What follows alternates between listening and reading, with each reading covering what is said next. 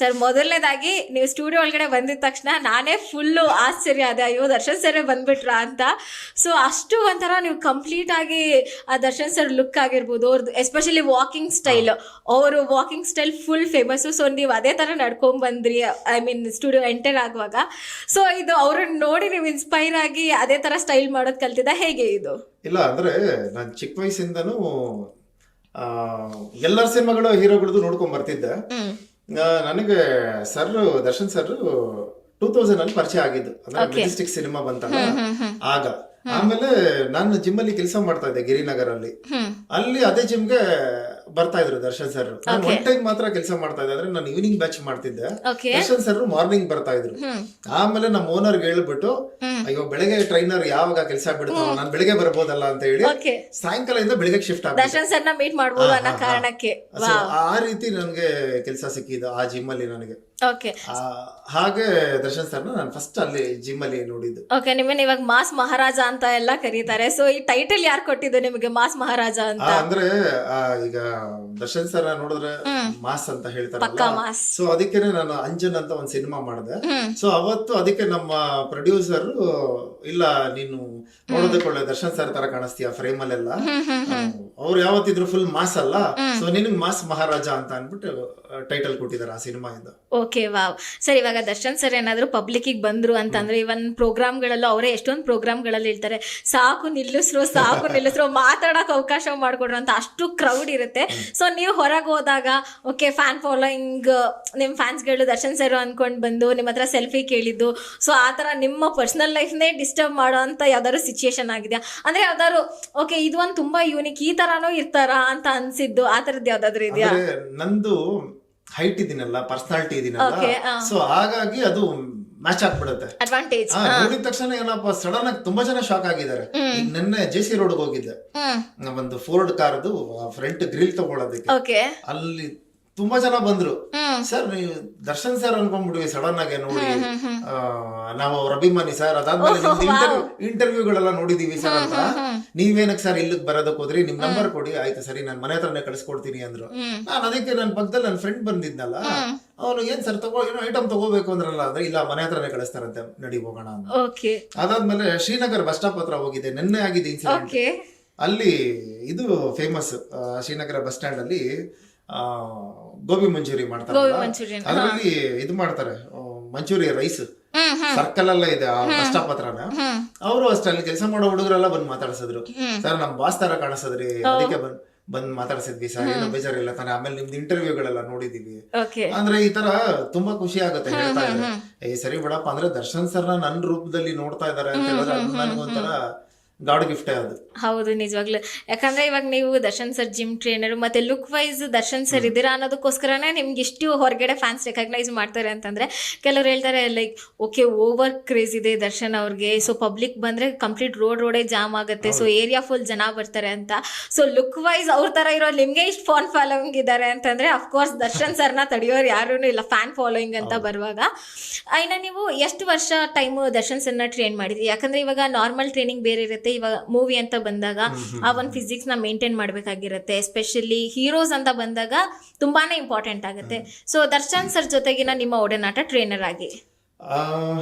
Majestic cinema release ಆಯ್ತು, release ಆಗಿ ಒಂದು 4th ಡೇ ನನಗೆ ಪರಿಚಯ ಆಗಿದೆ. ಶುಕ್ರವಾರ ರಿಲೀಸ್ ಆಯ್ತು ಸಿನಿಮಾ, ಶನಿವಾರ ಭಾನುವಾರ ಎಲ್ಲ ಅವರು ಪ್ರಮೋಷನ್ ಮಾಡ್ತಾ ಇದ್ರು. ಆಮೇಲೆ ಸರಿ 4th ಡೇ ಜಿಮ್ಗೆ ಬಂದಿದ್ದವರು ವರ್ಕೌಟ್ ಮಾಡೋದಕ್ಕೆ. ಯಾಕಂದ್ರೆ ನೆಕ್ಸ್ಟ್ ಸಿನಿಮಾ ಕರಿಯಾ ಪಿಕ್ಚರ್ ಇತ್ತು. ಆ ಕರಿಯಾ ಸಿನಿಮಾಗೆ ಅವರು ಕಂಪ್ಲೀಟ್ ಸಣ್ಣ ಆಗ್ಬೇಕಾಯ್ತು. ಅವರು ಸ್ವಲ್ಪ ಬಲ್ಕ್ ಆಗಿದ್ರಲ್ಲ ಆಗ ಮುಂಚೆ ಸಿನಿಮಾ ಇಂಡಸ್ಟ್ರಿಗೆ ಬಂದಾಗ, ಸ್ವಲ್ಪ ಅದಕ್ಕೆ ಅವರು ವೆಯ್ಟ್ ಲಾಸ್ ಮಾಡ್ಬೇಕಾಯ್ತು. ಆವಾಗ ಜಿಮ್ಗೆ ಬಂದಿದ್ದು ನಾನು ಫಸ್ಟ್ ಅಲ್ಲೇ ನೋಡಿದವ್ರನ್ನ. ಟಿವಿಲಿ ನೋಡಿದ್ದೆ ಪ್ರೋಗ್ರಾಮ್ ಅಲ್ಲಿ, ಮೆಜೆಸ್ಟಿಕ್ ಸಿನಿಮಾ ರಿಲೀಸ್ ದಿನ ಉದ್ಯಾ ಟಿವಿನೋ ಚಂದನ ಟಿವಿ ಅನ್ಕೋತೀನಿ ಆ ಟೈಮಲ್ಲಿ. ಅಂದ್ರೆ 28 years back. Majestic Darshan sir ಇಂಡಸ್ಟ್ರಿಗೆ ಬಂದ 28 ವರ್ಷ ಆಯ್ತಲ್ಲ. ಆಗ ಕುತ್ಕೊಂಡು ಟಿವಿಲಿ ಮಾತಾಡಿದ್ರು, ಈ ತರ ನಾನು ಜಿಮ್ಗೆ BTM ಲೇಔಟ್ ಇಂದ ಗಿರಿನಗರಕ್ಕೆ ಬರ್ತೀನಿ ಅಂತ. ಆವಾಗ ಸರಿ ನಾನು ಗಿರಿನಗರ್ ಯಾವ ಜಿಮ್ಗೆ ಬರ್ತಾ ಇದಾರೆ ಇವರು ಅಂತ ಅನ್ಕೊಂಡು, ಆಮೇಲೆ ನಾನು ಆವಾಗೆಲ್ಲ ಎಷ್ಟು ಗೊತ್ತಾ ನಿಮಗೆ ಸ್ಯಾಲ್ರಿ ಜಿಮ್ ಅಲ್ಲಿ ಒಬ್ಬ ಟ್ರೈನರ್ಗೆ 1,500 ರೂಪಾಯಿ. Okay monthly salary monthly salary full day ಮಾಡಿದ್ರೆ 3,000 ರೂಪಾಯಿ ಕೊಡ್ತಾ ಇದ್ರು. ನಾನು ಅದಕ್ಕೆ ಏನ್ ಮಾಡಿದ್ದೆ, ಸರಿ ನಾನು ಸಾಯಂಕಾಲ ಬ್ಯಾಚ್ ಮಾಡ್ತಾ ಇದ್ದಿದ್ದೆ ಕೆಲಸ ಅದೇ ಗಿರಿನಗರ ಏರಿಯಾದಲ್ಲಿ. ಇವರು ಸರಿ ಇಲ್ಲಿಗೆ ಬರ್ತಿದಾರಲ್ಲ ಅಂತೇಳಿ ಆ ಓನರ್ ಹೇಳಿ ಈ ಕಡೆ ಓನರ್ ಗಳಿಸಿ ಆಮೇಲೆ ಇಲ್ಲಿ ಹಾಕ್ಸ್ಕೊಂಡೆ ಸಾಯಂಕಾಲ ಬ್ಯಾಚ್ಗೆ. ಬಂದ್ರೆ ಎಲ್ಲ ಮಾರ್ನಿಂಗ್ ಎಲ್ಲ ಶೂಟಿಂಗ್ ಹೊರಟಿರ್ತಾರೆ, ಸಾಯಂಕಾಲ ಮೇಲೆ ಫ್ರೀ ಆಗಿ ವರ್ಕೌಟ್ ಎಲ್ಲ ಸೆಲೆಬ್ರಿಟೀಸ್ ಮಾಡೋದೇ ಈವ್ನಿಂಗ್ ಟೈಮು ಅಂತ ನಾನು ಈವ್ನಿಂಗ್ ಬ್ಯಾಚ್ ಸೇರ್ಕೊಂಡಿದ್ದು. ಆಮೇಲೆ ಯಾವಾಗ ಇವರು ಬೆಳಗ್ಗೆ ಬರಕ್ ಸ್ಟಾರ್ಟ್ ಗೊತ್ತಾಯ್ತು, ನಾನು ಬೆಳಗ್ಗೆ ಶಿಫ್ಟ್ ಹಾಕ್ಸ್ಕೊಂಡೆ. ಅಲ್ಲಿ ಗೊತ್ತಾಗಿದ್ದು ನನಗೆ. ಆಮೇಲೆ ವೆಯ್ಟ್ ಲಾಸ್ ಬೇರೆ ಮಾಡ್ಬೇಕಾಯ್ತಲ್ಲ ಅವರು. ಆಮೇಲೆ ದರ್ಶನ್ ಸರ್ ಬಂದ್ರು ಜಿಮ್ಗೆ. ಬಂದಾದ್ಮೇಲೆ ನೋಡ್ದೆ ಒಂದ್ಸತಿ, ಏನಪ್ಪ ಅವ್ರು ಈ ತರ ಹೈಟ್ ಪರ್ಸನಾಲಿಟಿ ಹೆಂಗಿದ್ದಾರೆ. ಅವಾಗ ಕಾಂಪಿಟೇಷನ್ ಅಂದ್ರೆ ಜಿಮ್ ಬಾಡಿ ಬಿಲ್ಡಿಂಗ್ ಅಂದ್ರೆ ಹೆವಿ ಕ್ರೇಜ್ ಇತ್ತಾಗ. ಈಗೆಲ್ಲರೂ ಏನ್ ಮಾಡಿದ್ರೆ ಫಿಟ್ನೆಸ್ ಅಂದ್ರೆ ಲೈಕ್ ಮಾಡ್ತಾ ಇದಾರೆ, ಬಾಡಿ ಬಿಲ್ಡಿಂಗ್ ಯಾರು ಇಷ್ಟ ಪಡ್ತಿಲ್ಲ. ಒಂದ್ ಟೈಮಲ್ಲಿ ಬಾಡಿ ಬಿಲ್ಡಿಂಗ್ ಕ್ರೇಜ್ ಇದ್ದಿದ್ದು. ಇವ್ರನ್ನ ಒಂದ್ ಟಿ ಶರ್ಟ್ ಹಾಕೊಂಡ್ ಬಂದ್ರೆ ಜಿಮ್ಗೆ ಇವರೇ ಬಾಡಿ ಬಿಲ್ಡರ್ ತರ ಅವ್ರು. ಅದಕ್ಕೆ ಅಯ್ಯೋ ನಾನ್ ಸಣ್ಣ ಹಾಕಕ್ ಬರ್ತಾ ಇದ್ದೀನಿ, ಆಗಿದ್ರು 130-140 kgs ಇದ್ರು. ಸೊ ಹಂಗಾಗಿ ಕರಿಯಾ ಮೂವಿಗೆಲ್ಲ ಶಾರ್ಟ್ ಕಟಿಂಗ್ ಮಾಡಿಸ್ಬಿಟ್ಟಿದ್ದಾರೆ. ಮೆಜೆಸ್ಟಿಕ್ ಅಲ್ಲಿ ಹೇರ್ಸ್ ಇದೆ, ಲೆಂತ್ ಹೇರ್, ಇದ್ರಲ್ಲಿ ಕಂಪ್ಲೀಟ್ ಚೇಂಜ್ ಆಗಿದ್ರಲ್ಲ, ಸಖತ್ ಕಾಣಿಸ್ತಾ ಇದ್ರು.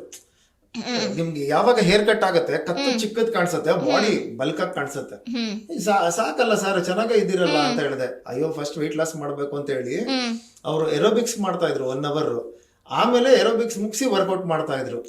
ಇನ್ ಕೇಸ್ ಏನಾದ್ರು ಫ್ರೀ ಇದ್ರೆ ಶೂಟಿಂಗ್ ಏನು ಇಲ್ಲ ಅಂದ್ರೆ ಬೆಳಿಗ್ಗೆ ಏರೋಬಿಕ್ಸ್ ಮಾಡಿ ಈವ್ನಿಂಗ್ ಬ್ಯಾಚ್ ವರ್ಕೌಟ್ ಬರ್ತಾ ಇದ್ರು. ಆಫ್ಟರ್ 7-7:30 ಮೇಲೆ ಬರ್ತಿದ್ರು. ಒಂದೇ ಸತಿ ಡೈರೆಕ್ಟ್ ಆಗಿ ವರ್ಕೌಟ್ ಮುಗಿಸ್ಕೊಂಡು ಡೈರೆಕ್ಟ್ ಆಗಿ ಮನೆಗೆ ಹೋಗಿ ಫ್ರೆಶ್ ಅಪ್ ಆಗಿ ಊಟ ಮಾಡಿ ಮಲ್ಗೋತಾರ. ಆ ರೀತಿ ಅವರು ಮಾಡ್ಕೋತಾ ಇದ್ದಿದ್ದು. ಆ 2000 ಇಯರ್ ಇಂದ 2005 ವರ್ಗೂ ಸುದೀಪ್ ಸರ್, ದರ್ಶನ್ ಸರ್ ಇವರಿಬ್ಬರೇ ಇದ್ದಿದ್ದು ಆ ಟೈಮಲ್ಲಿ, ಆ ಪೀರಿಯಡ್ ಅಲ್ಲಿ ಹೀರೋಗಳಲ್ಲಿ. ಇನ್ಯಾರು ಇರ್ಲಿಲ್ಲ. ಅಗೇನ್ 2005 ಇಂದ ದುನಿಯಾ ವಿಜಯ್ ಸರ್, ಗಣೇಶ್ ಸರ್ ಬಂದ್ರು, ಎಂಟರ್ ಆದ್ರು. ಅಲ್ಲಿಂದ ಮತ್ತೆ ಬಂತು ಅಂದ್ರಾಗ ಯಶ್ ಅವರು, ಮತ್ತೆ Dhruva Sarja sir, Chiranjeevi Sarja sir, loose Madhav ಅವ್ರ, ಯೋಗಿ, ಈ ರೀತಿ ಒಬ್ಬೊಬ್ಬರೇ ಬರ್ತಾ ಹೋಗಿದ್ರು. ಆ ಟೈಮ್ ಅಲ್ಲಿ ಹೇಳಿದ್ನಲ್ಲ 2000 ಇಂದ 2005 ವರೆಗೂ ಇನ್ ಬರೋ ಸಿನಿಮಾ ಎಲ್ಲ ಇಬ್ರು ಹೀರೋಗೆ ಬರ್ಬೇಕು, ಒಂದು ಸುದೀಪ್ ಸರ್ ಇಲ್ಲಾಂದ್ರೆ ದರ್ಶನ್ ಸರ್. ಈಗ ಅವ್ರು ಬಿಸಿ ಇತ್ತು ಅಂದ್ರೆ ಇವ್ರು ಮಾಡ್ತಾ ಇದ್ರು. ಅವ್ರ ಕತೆ ಇಲ್ಲಿಗೆ ಹೋಗಿರೋದು, ಇಲ್ಲಿನ ಇರೋ ಕತೆ ಆ ಕಡೆ ಶಿಫ್ಟ್ ಆಗಿರೋದು. ಆ ರೀತಿ ಪೀರಿಯಡ್ ಅಲ್ಲಿ ಸರಿ ಆ ಸಿನಿಮಾಗೆ ಏನೇನ್ ಬೇಕು ರೆಡಿ ಆಗ್ತಾ ಇದ್ರು. ನಾನು ಅದಕ್ಕೆ ಕೇಳ್ತಾ ಇದ್ದೆ, ಸರ್ ನೀವು ಒಂದು ದರ್ಶನ್ ಸರ್ ಒಂದು ಬಾಟಲ್ ತಗೊಂಡ್ ಬರ್ತಾ ಇದ್ರಿ, ಇದೇ ತರ ಒಂದ್ ಚಿಕ್ಕ ಬಾಟಲ್ ಅಲ್ಲಿ. ನಾನೇನ್ ಅನ್ಕೊಂಡ್ಬಿಟ್ಟೆ, ನಾನೇ ಜಿಮ್ ಫೀಲ್ಡ್ ಅಲ್ಲಿ ಇದ್ದೀನಿ ಅವಾಗಿಂದ, ದಪ್ಪ ಆಗೋದ್ ಹೇಗೆ, ಮಾಸ್ ಬಾಡಿನ ಬಿಲ್ಡ್ ಮಾಡೋದ್ ಹೇಗೆ, ಏನೋ ಪ್ರೋಟೀನ್ ಅಂತಾರೆ, ನಾನು ತಗೊಂಡಿರ್ಲಿಲ್ಲ. ಏನೋ ಪ್ರೋಟೀನ್ ಯಾವ ರೀತಿ ಇವ್ರು ಅದೇನೋ ಬಾಟಲ್ ತಗೊಂಡ್ ಬರ್ತಾ ಇದ್ರು ದರ್ಶನ್ ಸರ್. ನಾನು ಅದಕ್ಕೆ ಏನ್ ಮಾಡಿದ್ದೆ, ಒಂದ್ಸತಿ ಬಾಟ್ಲ್ ಓಪನ್ ಮಾಡಿ ಕುಡಿದ್ ನೋಡಿದೆ. ಓ ಇದನ್ನ ತಗೊಂಡ್ರೆ ಬಾಡಿ ಬರುತ್ತೆ ಅಂತ ಕಾಣಿಸುತ್ತೆ ಅಂತ ತಗೊಂಡೆ. ದರ್ಶನ್ ಸರ್ಗೆ ಹೇಳಿಲ್ಲ. ಆಮೇಲೆ ಅದು ಹುಳಿ ತರ ಇತ್ತು. ನನಗೆ ಇವ್ರೇನೋ ಇದು ಹುಳಿ ತರ ಫ್ಲೇವರ್ ಇರ್ಬೇಕೇನೋ ಅಂತ ಏನ್ ಮಾಡ್ದೆ, ನಮ್ಮ ಮನೇಲಿ ಬಂದು ನಮ್ಮ ಅಮ್ಮನ್ಗೆ ಹೇಳಿದೆ, ಅಮ್ಮ ಅದೇನೋ ನೀರ್ಗೆ ಇದು ಬಹುಶಃ ಅದೇನೋ ನಿಂಬೆಹಣ್ಣು ತರ ಏನೋ ಇದೆ, ಅದನ್ನ ನಿನ್ಮೇಲೆ ಡೈಲಿ ನಿಂಬೆಹಣ್ಣನ್ನ ತಗೊಂಡ್ಬಂದು ಇಟ್ಟುಬಿಡು ಅಂತ ಹೇಳಿ ಬಿಸಿನೀರ್ಗೆ ನಿಂಬೆಹಣ್ಣು ಇಟ್ಕೊಂಡು ಬಾಟ್ಲಲ್ಲಿ ಬೆಳಿಗ್ಗೆ ಜಿಮ್ಗೆ ತಗೊಂಡು ಹೋಗ್ತಾ ಇದ್ದೆ. ತಗೊಂಡ್ ಹೋಗಿ ನಾನ್ ಸಣ್ಣ ಆಗ್ತಾ ಇದ್ದೀನಿ, ದಪ್ಪ ಆಗ್ತಾ ಇಲ್ಲ. ನೀನ್ ಇಷ್ಟೊಂದೆಲ್ಲ ವರ್ಕೌಟ್ ಮಾಡ್ತಾ ಇದೀಯ, ನಮ್ಮಮ್ಮನೂ ಏನೋ ಅಷ್ಟೇ, ಏನು ಹಿಂಗ್ ವರ್ಕೌಟ್ ಮಾಡ್ತಾ ಇದೀಯಾ, ಫುಲ್ ಸಣ್ಣ ಇದೆಯಾ, ನೋಡು ದರ್ಶನ್ ಸರ್ ನೋಡು ಹೆಂಗಿದಾರೆ ಅಂತ ಅನ್ನೋರು. ಇಲ್ಲಮ್ಮ ಅವರು ಇದೇ ಕುಡಿಯೋದು, ನಾನು ಇದನ್ನೇ ಕುಡಿತಾ ಇದ್ದೀನಿ, ಯಾಕೆ ಗೊತ್ತಾಗ್ತಾ ಇಲ್ಲ ಅಂದೆ.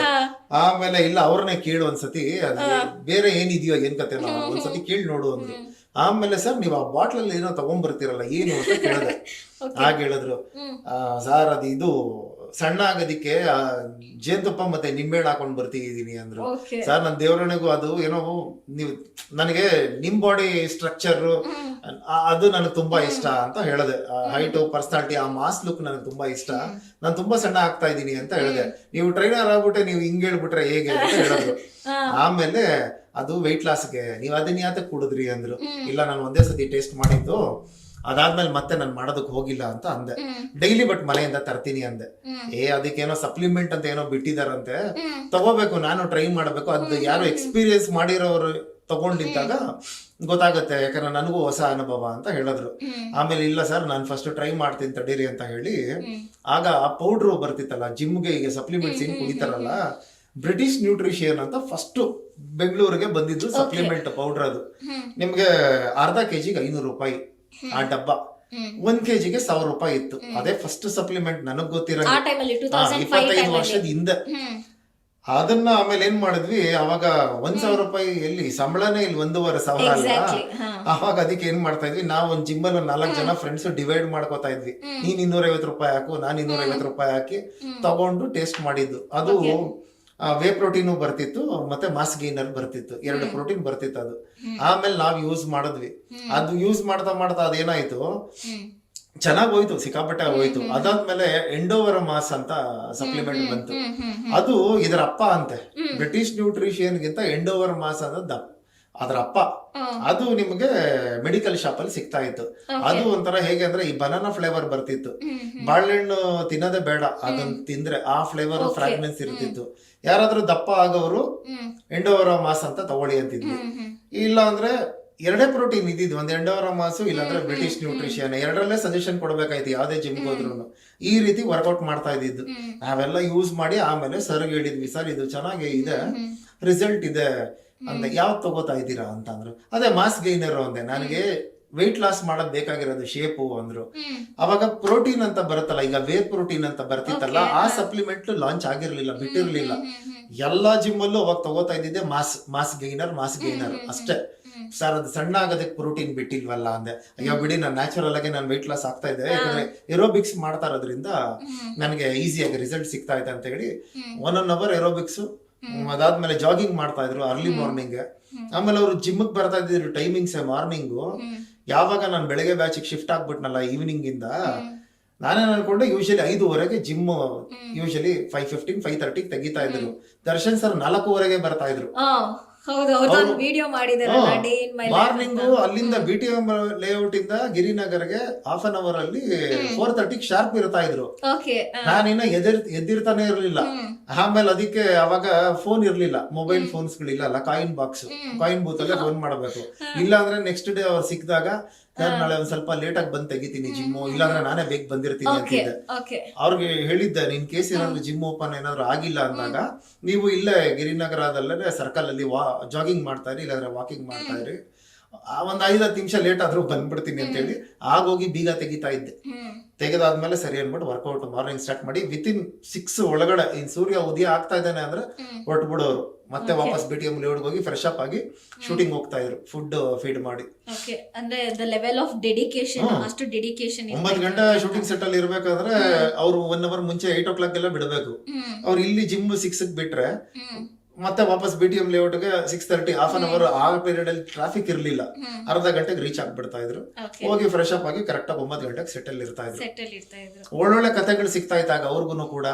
ಆಮೇಲೆ ಎಲ್ಲಾ ತರನು ಆಕ್ಟಿಂಗ್ ಮಾಡ್ಬಿಟ್ಟಿದ್ದಾರೆ. ಹಿಸ್ಟಾರಿಕಲ್ ಮಾಡಿದ್ದಾರೆ, ರೌಡಿಸಮ್ ಬ್ಯಾಕ್ ಡ್ರಾಪ್ ಅಲ್ಲೂ ಮಾಡಿದ್ದಾರೆ, ಮಾಸ್ ಆಗು ಮಾಡಿದ್ದಾರೆ, ಎಮೋಷನಲ್ ಈಗ ನಮ್ಮ ಪ್ರೀತಿಯ ರಾಮು ಮಾಡಿದ್ರು. ಎಲ್ಲಾ ತರ ಕಂಟೆಂಟ್ ಮಾಸು ಇದೆ. ಬಟ್ ಫ್ಯಾನ್ಸಿ ಯಾವತ್ತು ದರ್ಶನ್ ಸರ್ ನ ಮಾಸ್ ಲುಕ್ ಅಲ್ಲಿ ನೋಡೋದಕ್ಕೆ ಇಷ್ಟ ಆಗುತ್ತೆ. Darshan sir versatile actor. ಈ ಪಾದರಸ ತರ ಯಾವ್ದೇ ನೀರಿಗೆ ಹಾಕಿದ್ರು ಆ ಬಾಟ್ಲ್ ಶೇಪ್ ತಗೊಂಡ್ಬಿಡುತ್ತೆ ಹಾಗೆ.